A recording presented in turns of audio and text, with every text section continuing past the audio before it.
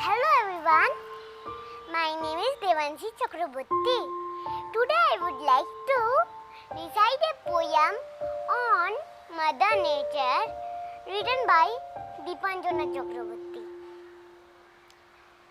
Can you see the tree there? Very close, very near, before your eyes, here and there. Mother Nature opens her arms wide. Her love and care keep us alive.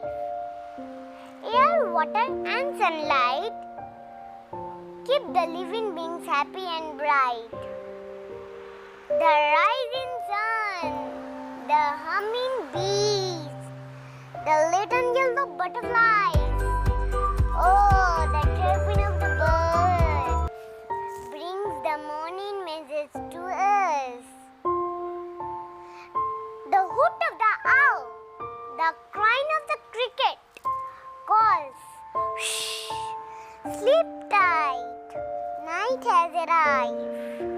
Oh Mother Nature, we love you. Thank you for your love and care. Thank you everybody.